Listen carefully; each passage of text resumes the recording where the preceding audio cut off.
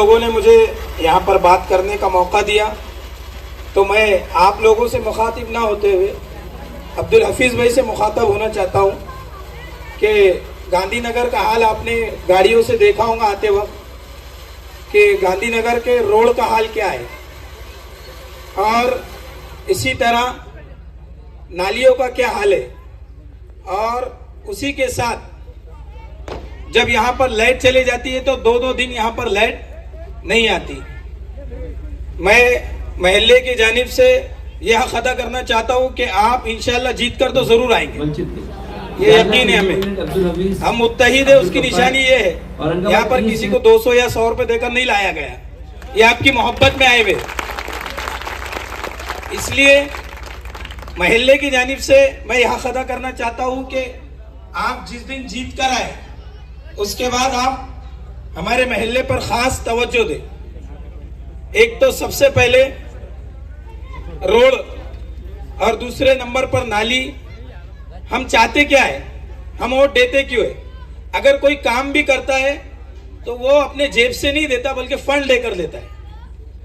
कोई कहता है ना कि भाई हमने ये काम किया वो काम किया, लेकिन गांधीनगर का तकरीबन 25 से 30 साल, मुझे आकर यहाँ 12 साल हो गए, 12 साल में एक भी काम यहाँ पर रोड का नहीं हुआ। नाली जिस समय बरसात होती है यहाँ पर चलना मुश्किल हो जाता है, बल्कि गाड़ी लेकर भी चलना मुश्किल होता है। इसी तरह पूरे नए जालना के अंदर अल्हम्दुलिल्लाह हम हर एक को कायद को आगे बढ़ाते, लेकिन हम आने वाली नस्लों का नहीं सोच रहे। ये बात कोई नहीं करता है कि यहाँ पर उर्दू हाई स्कूल नहीं है, 8वीं तक जमातों की स्कूल है, पुराने जालने में है हाई स्कूल, लेकिन यहाँ से बच्चे रिक्शा कर बहुत पैसा खर्चा कर उर्दू हाई स्कूल जाएंगे या नेशनल स्कूल जाएंगे या डीएड कॉलेज, लेकिन नए जानने की हद तक आप देख लीजिए उर्दू हाई स्कूल कोई भी नहीं है। तो आप जीत के आने के बाद खास तौर से उर्दू हाई स्कूल की तरफ ध्यान दें कि भाई यहाँ पर नए जानने के अंदर एक तो भी हाई स्कूल हो। चौथा ये कि नौजवानों के अंदर खास तौर से बेदारी की एक चीज, उसके ऊपर आप ध्यान दें।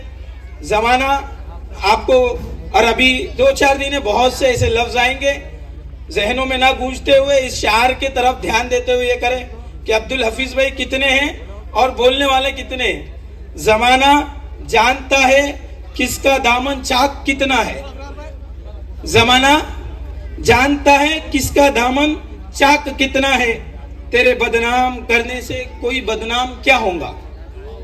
दूसरी बात, डराया जा रहा है कि ये आ जाएगा वो आ जाएगा। कोई भी आओ, कोई भी आ जाओ, सेंटर में भी बैठे 10 साल क्या कर दिए। हम डरने वाली कौम नहीं है। जो आइडियोलॉजी से मेहनत की जा रही है वो सबसे बड़ी मेहनत ये है कि आपके दिल में डर डाला जाए और आपको बांटा जाए। 30% आप इस शहर में मुस्लिम आबादी 30%, बताया जाता है 20%, 30%। दूसरी बात कि ये आ जाएगा और वो आ जाएगा, उन्हें क्या, उसका बाप भी आएगा तो मुसलमानों को कोई कुछ नहीं कर सकता, कोई कुछ नहीं कर सकता। उसको भी मौका दिए 10 साल, इसको भी मौका दिए हमने 15 साल। अब एक बार मौका अब्दुल हफीज भाई को देकर दे। आखिरी शेर कहकर मैं अपनी जगह लेना चाहता हूं, क्योंकि बड़े बड़े मुकर्रिर हैं, मैं एक अदना सा मुकर्रिर हूं और तालिब इल्म हूं। जो कह रहे हैं ना कि डराना है, ये करना है, वो आ जाएगा, ये कोई नहीं आने वाला। इंशाल्लाह ये बारी हमारा कैंडिडेट आने वाला, यकीन के साथ कह रहा हूं।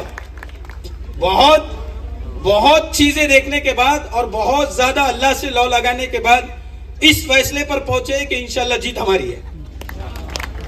जहन में लाओ ही मत कि आएंगे या नहीं आएंगे, नहीं आने का लफ्ज ही नहीं हमारे पास, आएंगे। लेकिन उसकी शर्त यह है कि हम एक साथ मुत्तहिद होकर एक वोट को कीमती बनाकर 100% वोटिंग होंगी। एक भी अगर बाहर भी गांव रहेगा तो उसको एक दिन फोन करके बुलाएंगे, लेकिन उसको वोट कराएंगे। तो आखिरी शेर सुन लो, अभी गनीमत है सबर मेरा, अभी लबालब भरा नहीं हूं। अभी गनीमत है सबर मेरा, अभी लबालब भरा नहीं हूं। वो मुझको मुर्दा समझ रहा है, उसे कहो मैं मरा नहीं हूं। वो मुझको मुर्दा समझ रहा है, उससे कहो मैं मरा नहीं हूं।